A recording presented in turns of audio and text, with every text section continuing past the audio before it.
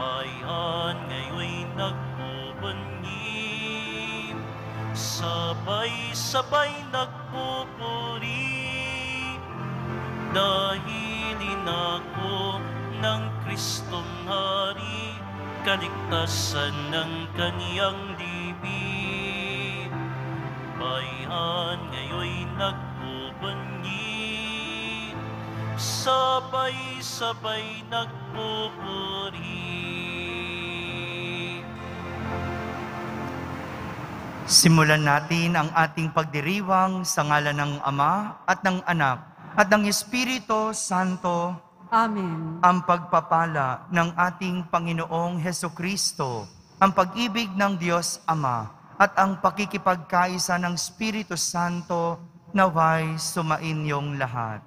At sumaiyo rin. Mga minamahal kong kapatid, tumitingin ang Diyos sa taong taos-pusong naghahandog ng kanyang sarili, tulad ng balo sa Ebanghelyo, na nagbigay ng lahat nang mayroon siya sa kabila ng kanyang matinding karukhaan. Tunay ngang wala sa hirap o yaman ang pagbibigay, kundi ito'y nasa puso. Tulad ni Kristo, maging mapagbigay nawa tayo ng taos-puso na walang hinihintay na anumang kapalit. Upang tayo'y maging marapat gumanap sa banal na pagdiriwang, aminin muna natin at pagsisihan ang ating mga kasalanan. Inaamin ko sa makapangyarihang Diyos At sa inyo mga kapatid, na lubha akong nagkasala sa isip, sa salita at sa gawa, at sa aking pagkukulang. Kaya'y sinasamo ko sa mahal na Birheng Maria, sa lahat ng mga anghel at mga banal, at sa inyo mga kapatid, na ako'y ipanalangin sa Panginoong ating Diyos. Kaawan tayo na makapangyarihang Diyos, patawarin tayo sa ating mga kasalanan at patnubayan tayo sa buhay na walang hanggan. Amen. Panginoon, kaawaan mo kami. Panginoon, kaawaan mo kami. Kristo, kaawaan mo kami. Kristo, kaawaan mo kami. Panginoon, kaawaan mo kami. Panginoon, kaawaan mo kami.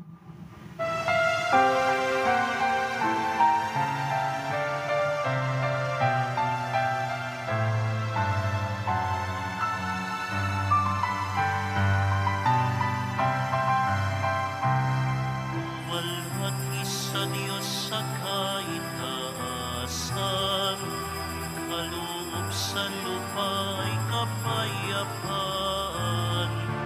Pinupuri ka, ipinagdarangal, sinasamba ka dahil sa dakila mong kalwalhatian. Panginoon naming Diyos, Hari ng langit, Amang makapangyarihan, Panginoong Hesukristo, bugtong na anak ng Diyos, Kordero ng Ama. Ikaw na nag-aalis ng mga kasalanan ng sanlibutan. Tanggapin mo ang aming kahilingan, ikaw na naluluklog sa kanan ng Ama. Maawa ka sa amin, ikaw lamang ang banal, Panginoong Hesukristo, kasama ng Espiritu, sa walhati ng Ama. Amen. Amen. Amen. Amen. Manalangin tayo. Ama naming makapangyarihan, para mo ng awang ilayo sa amin araw-araw ang lahat ng mga sumasalungat sa amin at humahadlang upang ang aming buong katauhan ay magkaroon ng kalayaan para kusang sundin ang iyong kalooban. Sa pamamagitan ni Jesucristo, kasama ng Espiritu Santo, magpa sa walang hanggan. Amen. Magsiupo na po ang lahat. Pagbasa mula sa unang aklat ng mga hari. Noong mga araw na iyon, si Propeta Elias ay pumunta sa Sarepta, at nang papasok na siya ng pintuan ng lungsod, nakita niya ang balo na namumulot ng panggatong. Sinabi niya sa babae, "Maaari po bang makiinom?" Aalis na ang babae upang ikuha siya ng tubig, nang pahabol niyang sabihin, "Kung maaari, bigyan mo na rin ako ng kaunting pagkain." Sumagot ang babae, "Alam po ng Panginoon na iyong Diyos na wala na kaming tinapay. Mayroon po kaming kaunting harina at kapatak na langis. Namumulot nga ako ng maigatong upang lutuin iyon at makakain man lamang kami ng anak ko bago kami mamatay." Sinabi sa kanya ni Elias, "Huwag kang mag-alala. Humayo ka at gawin mo ang iyong sinabi.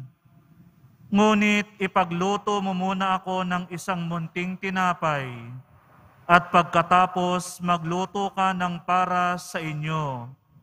Sapagkat ganito ang sabi ng Panginoon, Diyos ng Israel, hindi ninyo mauubos ang harina sa lalagyan, at hindi rin matutuyo yaong langis sa tapayan, hanggang hindi sumasapit ang talagang takdang araw, nang ang ulay marapating papatakin ng may kapal."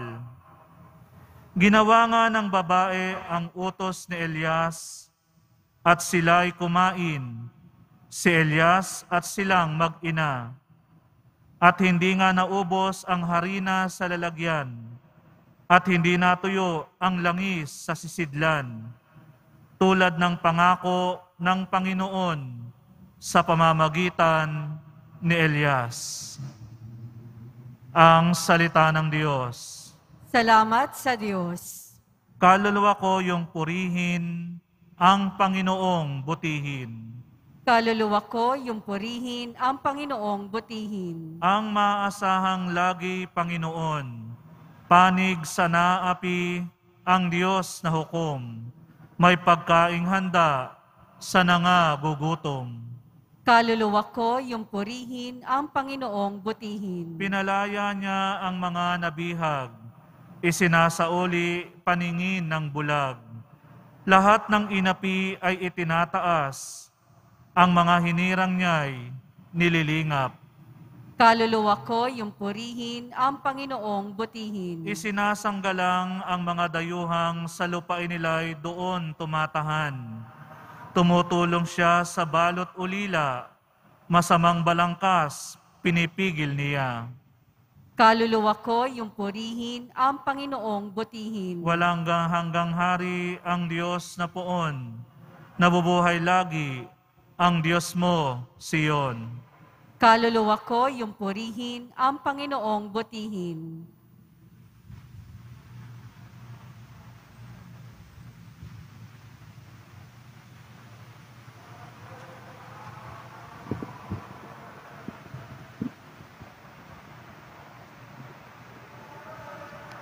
Pagbasa mula sa sulat sa mga Hebreo. Pumasok si Kristo hindi sa isang dakong banal na ginawa ng tao at larawan lamang ng tunay, kundi sa langit. At ngayoy nasa harapan siya ng Diyos at namamagitan para sa atin.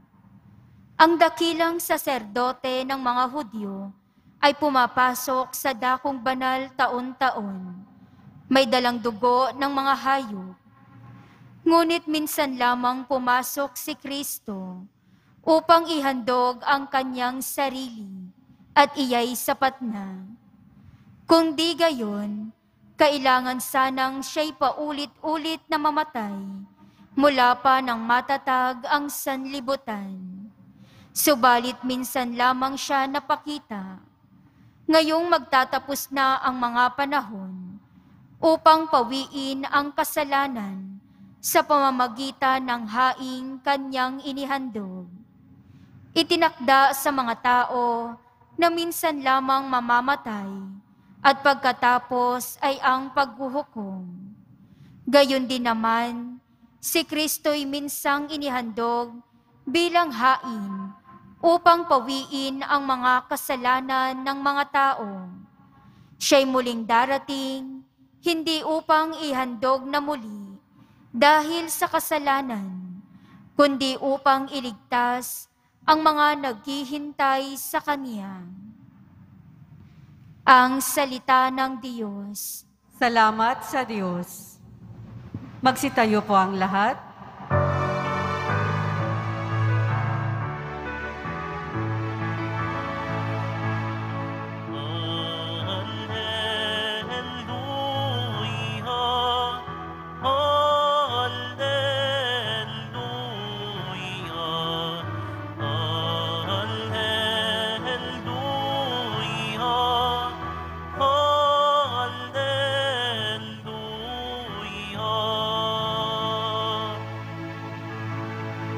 Mapalad ang mga dukha na tanging Diyos na lumikha, ang pag-asa at adhika.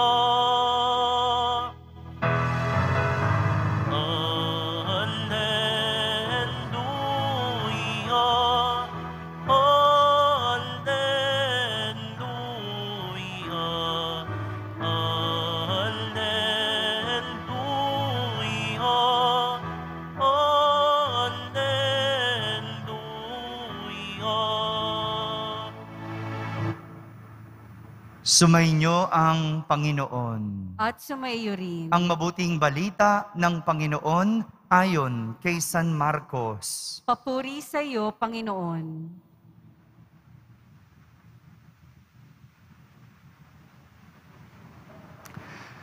Noong panahong iyon, umupo si Jesus sa tapat ng hulugan ng mga kaloob doon sa templo at pinagmasdan ang mga taong naghuhulog ng salapi. Maraming mayayamang naghulog ng malalaking halaga. Lumapit naman ang isang babaeng balo at naghulog ng 2 kusing na katumbas ng isang pera. Tinawag ni Jesus ang kanyang mga alagad at kanyang sinabi, "Sinasabi ko sa inyo, ang dukhang balo na iyon ay naghulog ng higit sa kanilang lahat, sapagkat ang iba'y nagkaloob ng bahagi lamang nang hindi na nila kailangan. Ngunit ibinigay ng balong ito na dukhang-dukha ang buo niyang ikabubuhay." Mga kapatid, ang mabuting balita ng Panginoon. Pinupuri ka namin, Panginoong Hesukristo. Apo ang lahat. Isang magandang araw po sa inyong lahat. Aral tungkol sa pagbibigay ang nais ituro ni Jesus sa linggong ito. Ipinakita ito ni Jesus sa kanyang mga alagad sa pamamagitan ng pagmamasid sa mga taong nasa simbahan. Pinanood ni Jesus, tinignan ni Jesus ang lahat ng mga tao na naghuhulog ng kanilang mga handog at alay sa hulugan. Mayroong 2 klase ng mga taong nagbigay ng kanilang mga alay. Una, ang mga mayayaman. Sila yung nagbigay ng malalaking halaga. Alam niyo po, ang mga Hudyo ay masunurin pagdating sa batas at utos ng Diyos. At batay sa turo, 10% ang dapat ibigay sa simbahan. 10% mula sa iyong kinita. Kaya nga, ikapo o sa Ingles, tithes. 10% ang dapat mong ibigay sa simbahan. Ito yung panuntunang sinusunod ng mga Hudyo pagdating sa pagbibigay. Kaya naman, yung mga mayayaman, malalaki ang naibigay na halaga. Ngunit, ang nakapukaw kay Jesus ay ang pangalawang klase ng nagbigay. At ito ay ang isang babaeng balo. Ihinulog niya ang 2 kusing na katumbas ng isang pera. Napukaw si Jesus dahil maliit man kung ikukumpara sa mga mayayaman ang kanyang naibigay, pero ito naman ay ang lahat-lahat ng kanyang ikabubuhay. Lahat-lahat ng kanyang ikabubuhay. Meron po tayong 3 aral na matututunan mula sa pagbibigay ng babaeng balo. 3 aral. Una, pagbibigay hindi sa kakayanan, kundi sa kagustuhan. Nung panahon ni Jesus, lalaki lang po ang pwedeng magtrabaho. Lalaki lang ang nakakapagtrabaho. Kaya naman, kung babalikan natin yung kwento ng balo, bukod sa hindi na ito nakakapagtrabaho, yung lalaki o yung asawa niya na kanyang inaasahan para magdala ng kanilang ikabubuhay, namatay pa. Balo nga di ba? Ibig sabihin, walang asawa. Namatayan ng asawa. Kaya't kung tutuusin, walang kakayanan yung balo makapagbigay. Kasi wala na siyang ikinabubuhay. Wala siyang trabaho. Wala siyang sweldo. Pero dahil sa kagustuhan, sapat itong naging dahilan para mag-alay. Dahil sa kanyang kagustuhan, sapat itong naging dahilan para magbigay. Madalas, hindi tayo nauubusan ng dahilan pag-usapin ng pagbibigay. Kulang nga yung sweldo ng asawa ko gipit nga ako Kapos nga ako, ba't pa ako magbibigay? Kulang pa nga to sa amin. Marami tayong dahilan pag-usapin ng pagbibigay. Pero isa lang naman talaga ang dahilan kung bakit nakapagbibigay ang isang tao.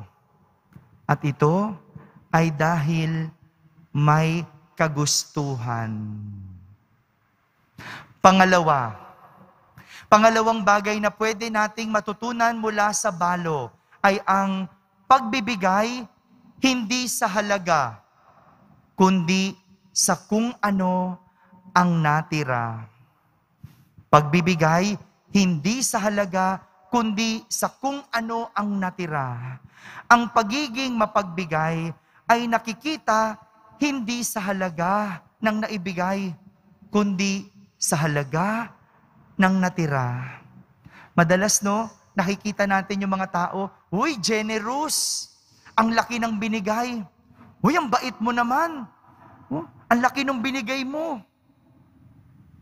Maliwanag na ito ang pinagkaiba ng balo sa mga mayayaman.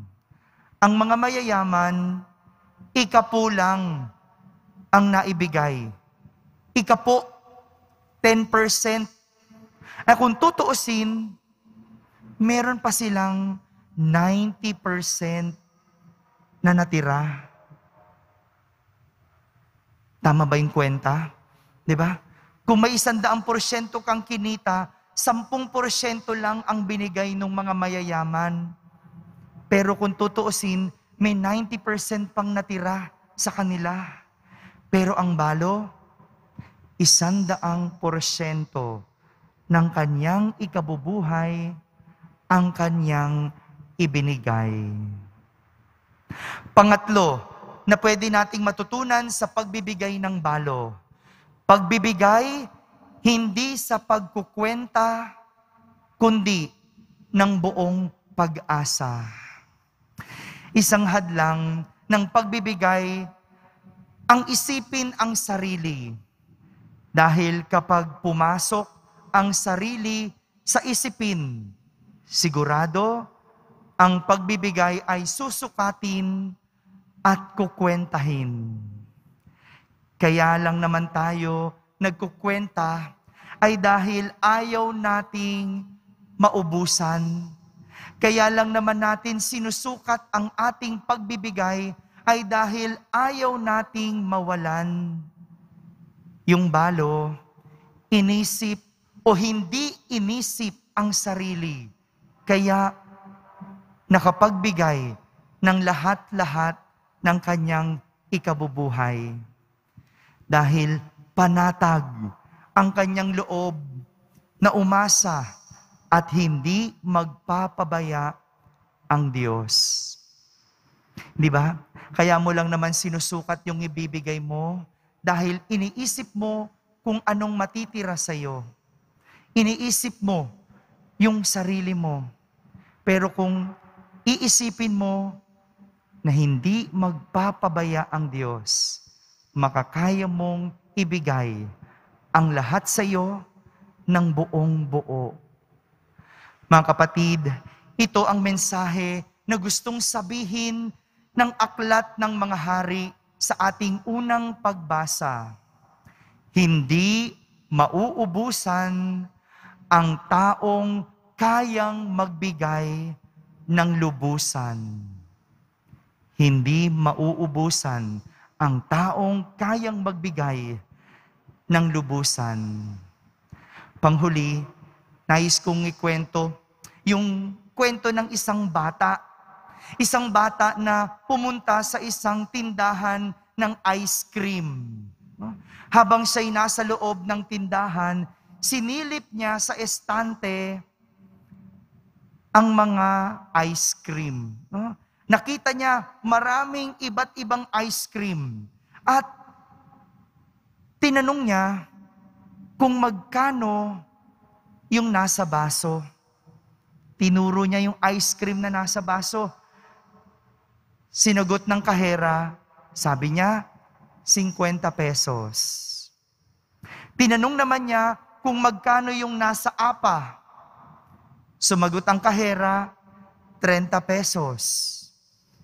Binilang niya ang kanyang barya. Muli, nagtanong ang bata, magkano po yung nasa stick? Nakukulitan ng sumagot at naiinis na sumagot yung kahera. Sabi niya, 20 pesos. Binilang ng bata ang kanyang pera at ibinayad ang 30 pesos. Pinili niya yung nasa apa. Naupo ito at masayang kinain ang ice cream. Nang maubos ito, nakangiting umalis ang bata habang nakatingin sa kahera. Nilinis ng kahera ang mesang kinainan ng bata at nakita niya na may 20 pesos na bariyang iniwan.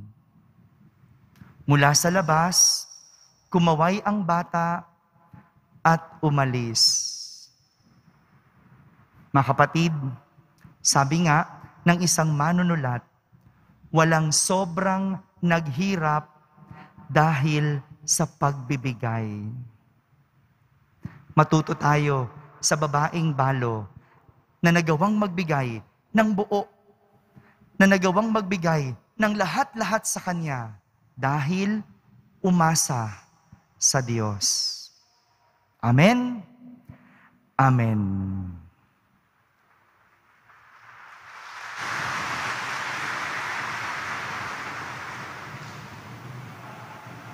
Sitayo po tayong lahat at sabay-sabay nating ipahayag ang ating pananampalataya. Sumasampalataya ako Sa Diyos Amang makapangyarihan sa lahat, na may gawa ng langit at lupa. Sumasampalataya ako kay Jesucristo, iisang anak ng Diyos, Panginoon nating lahat. Nagkatawang tao siya lalang ng Espiritu Santo. Ipinanganak ni Santa Mariang Birhen. Pinagpakasakit ni Poncio Pilato. Ipinako sa krus, namatay, inilibing. Nanaog sa kinaroroonan ng mga yumao. Nang may 3 araw na buhay na maguli, umakyat sa langit, naluluklok sa kanan ng Diyos Amang makapangyarihan sa lahat. Doon magmumulang paririto at huhukom sa mga nangabubuhay at nangamatay na tao. Sumasampalataya naman ako sa Diyos Espiritu Santo, sa banal na simbahang Katolika, sa kasamahan ng mga banal, sa kapatawaran ng mga kasalanan, sa pagkabuhay na muli ng mga nangamatay na tao, at sa buhay na walang hanggan. Amen. Minamahal kong mga kapatid, hangad ng Diyos, tulad niya, na tayo'y magbahagi ng bukal sa ating mga puso. Dumulog tayo sa Ama nang tayo'y mabiyayaan ng pusong katulad ng sa Kanya. Buong tiwala tayong manalangin at ating sambitin, Panginoong mapagpala, dinggin mo kami. Panginoong mapagpala, dinggin mo kami. Para sa mga pastol ng simbahan, patuloy nawa silang maging bukas sa kanilang taos-pusong paglilingkod upang lubos silang makapagbigay ng kanilang sarili sa Diyos at kapwa. Manalangin tayo. Panginoong mapagpala, dinggin mo kami. Para sa mga pinuno ng pamahalaan, maghangad, mag-isip at kumilos nawa sila ayon sa utos ng Diyos upang maging ganap ang kanilang pagbibigay sa kanilang pinaglilingkuran. Manalangin tayo. Panginoong mapagpala, dinggin mo kami. Para sa ating lahat na dumaranas ng pagsubok ngayong panahon ng pandemya, makabangon nawa tayo sa paghihirap at pagdurusang hatid ng salot na COVID-19 sa pamamagitan ng ating pagtutulungan at pagbibigayan.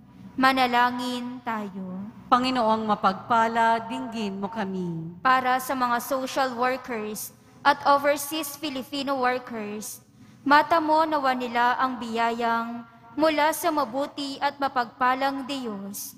Manalangin tayo. Panginoong mapagpala, dinggin mo kami. Para sa mga nagdadalamhati dahil sa pagpanaw ng kanilang mga mahal sa buhay, makatagpo nawa nila ang pagmamahal ni Jesus sa pamamagitan ng mga taong laging handang dumamay. Manalangin tayo. Panginoong mapagpala, dinggin mo kami. Mabait at mapagbigay ang ating Diyos. Kaya't sa katahimikan ating ilapit sa Kanya ang ating mga pansariling kahilingan.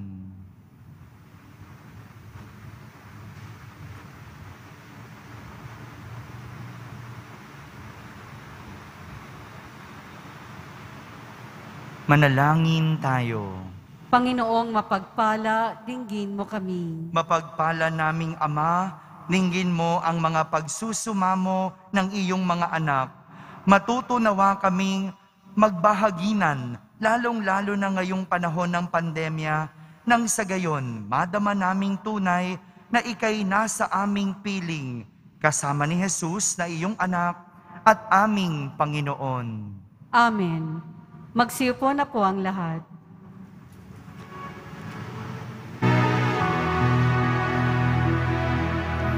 Ang ibig mo, ang awit ko, lahat ng ito'y nagmula sa iyo.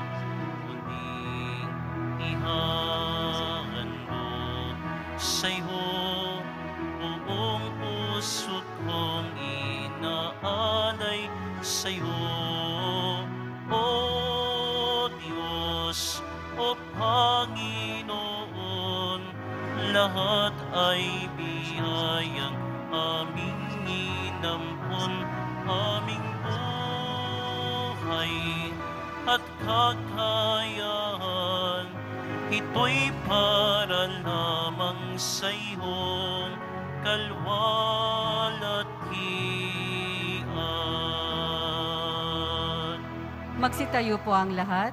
Manalangin kayo mga kapatid upang ang paghahain natin ay kalugdan ng Diyos Amang makapangyarihan. Tanggapin nawa ng Panginoon itong paghahain sa iyong mga kamay, sa kapurihan niya at karangalan, sa ating kapakinabangan at sa buong sambayanan niyang banal. Ama naming lumikha, kalugdan mo ang mga paghahain na mga natitipon dito upang ang aming ginaganap na pag-aalay ng sarili ng anak mo ay aming pakinabangan sa kanyang pamamagitan kasama ng Espiritu Santo magpa sa walang hanggan. Amen. Sumainyo ang Panginoon. At sumaiyo rin. Itaas sa Diyos ang inyong puso at diwa. Itinaas na namin sa Panginoon. Pasalamatan natin ang Panginoong ating Diyos. Marapat na siya ay pasalamatan. Ama naming makapangyarihan, tunay ngang marapat na ikaw ay aming pasalamatan. Ikaw ang lumikha sa tanan. Ikaw ang nagtakdang magkaroon ng gabi at araw, gayon din ng tag-init at tag-ulan. Ikaw ang humubog sa tao bilang iyong kawangis na mapagkakatiwala ang mga siwa sa daigdig. Ikaw ngayoy pinaglilingkuran sa pagganap sa pananagutan ng iyong pinagtitiwalaan sa pamamagitan ng anak mong mahal.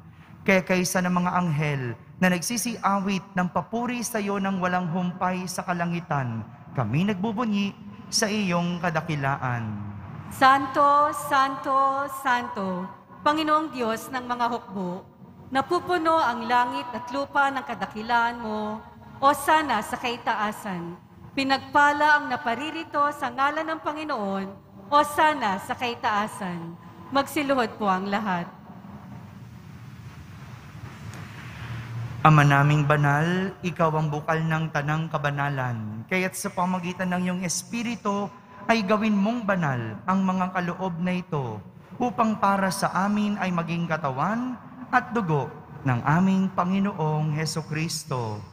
Bago niya pinagtiis ang kusang loob na maging handog, hinawakan niyang tinapay, pinasalamatan kanya, pinaghati-hati niya iyon, iniyabot sa kanyang mga alagad at sinabi,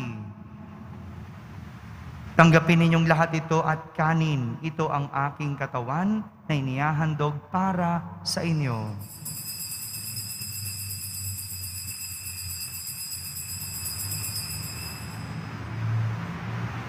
Kaya hindi naman matapos ang hapunan, hinawakan niyang kalis, muli kanyang pinasalamatan. Iniabot niya ang kalis sa kanyang mga alagad at sinabi,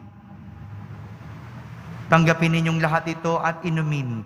Ito ang kalis ng aking dugo, ng bago at walang hanggang tipan. Ang aking dugo na ibubuhos para sa inyo at para sa lahat, sa ikapagpapatawad ng mga kasalanan. Gawin ninyo ito sa pag-alaala sa akin."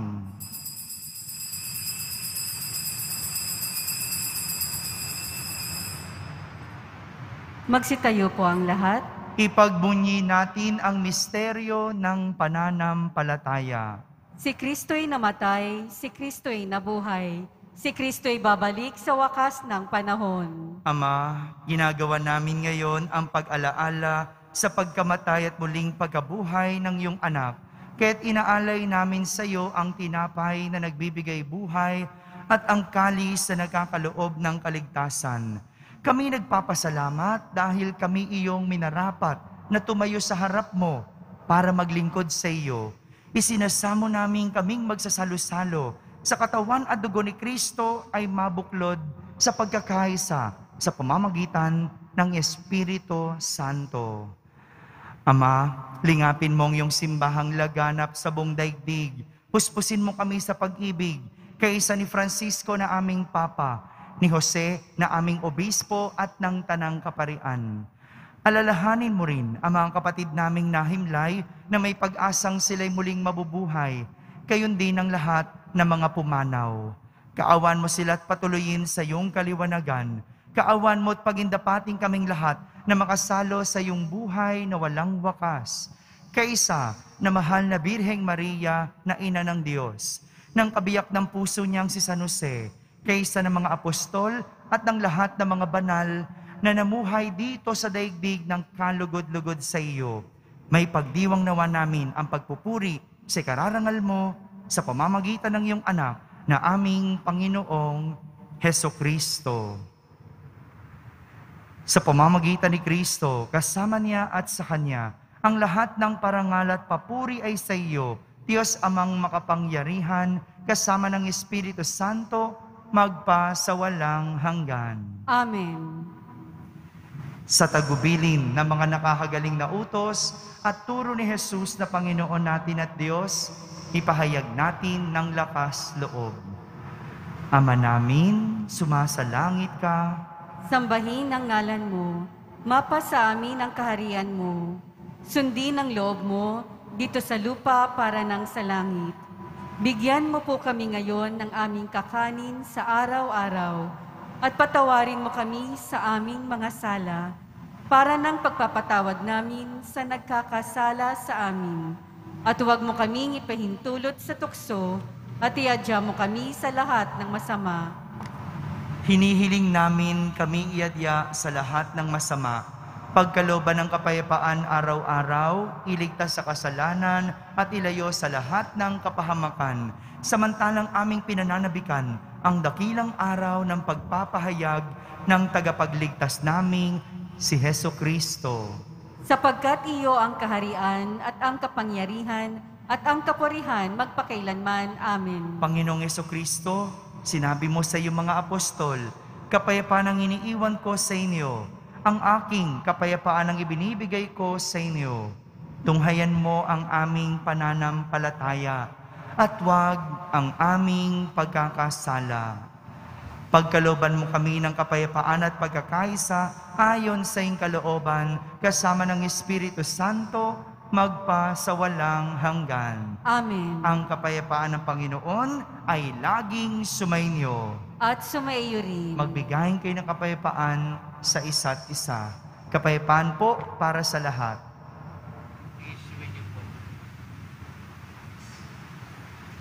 Kordero ng Diyos na nag-aalis ng mga kasalanan ng sanlibutan, maawa ka sa amin.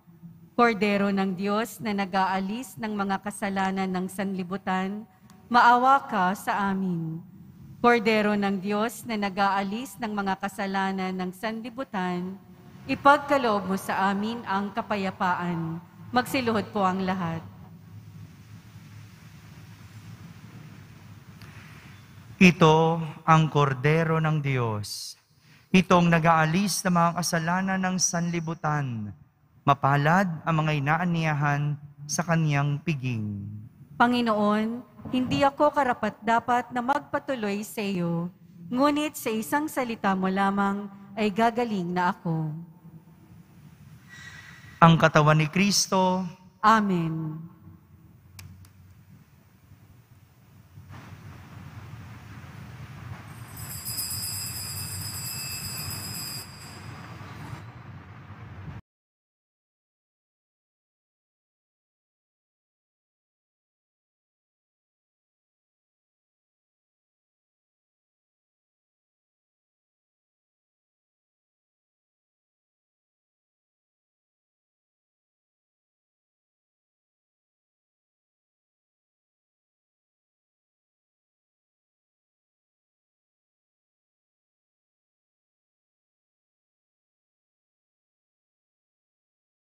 Ito po ang lahat.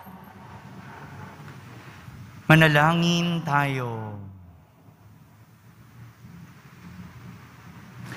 Ama naming mapagmahal, tinatanaw naming utang na loob ang banal na pakikinabang at iniluluhog namin ang Espiritu Santo ay mag-umapaw sa kalooban naming kanyang tinitigib ng iyong kadakilaan upang ang iyong kagandahang loob ay manatili sa amin palagian. Sa pamamagitan ni Jesucristo, kasama ng Espiritu Santo, magpa sa walang hanggan. Amen. Mga kapatid, atin naman pong ipagdasal ngayon ang ating mga minamahal na yumao at ang lahat ng mga kaluluwa sa purgatorio. Panginoon naming Diyos, Ama namin, Ikaw po ang dahilan ng aming pagsilang. Sa iyo galing ang aming hiram na buhay. Buong kababaang loob po kaming nananalangin at kami nagmamakaawang kalugdan mo po ang mga kaluluwa ng mga pumanaw na sa mundong ito. Sila naway magkamit ng buhay sa iyong piling. Alisin mo ang anumang mga karumihan ng kasalanan upang sila ay maging marapat sa iyong walang hanggang kalinisan. Iahon mo sila mula sa purgatorio at bigyan ng puwang sa iyong kaharian sa langit. Kapayapaan kailanman ang igawad ng may kapal sa mga yumaong nagsipanaw. Sila naway silayan ng iyong ilaw na walang hanggan. Amen. Mapanatag nawa sila sa kapayapaan. Amen.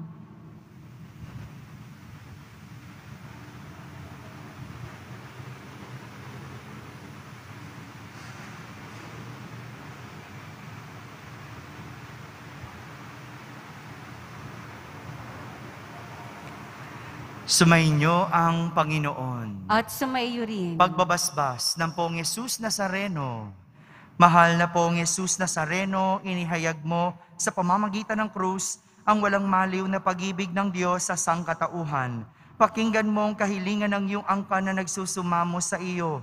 Makamtanawan nila ang inyong katugunan at tanggapin ang kasagutan na may utang na loob na tinatanaw.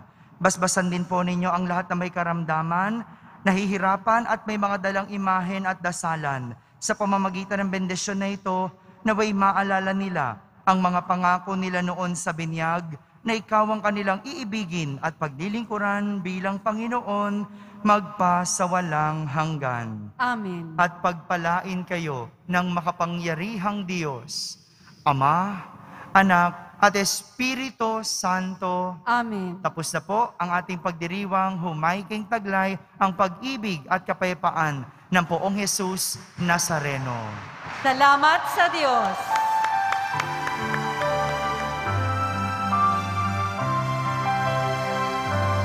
Nuestro Padre Jesus Nazareno, sinasamba ka namin,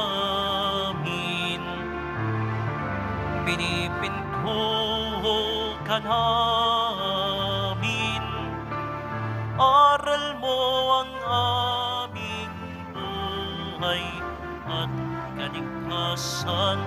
Nuestro Padre Jesus Nazareno, iligtas mo kami sa kasalanan.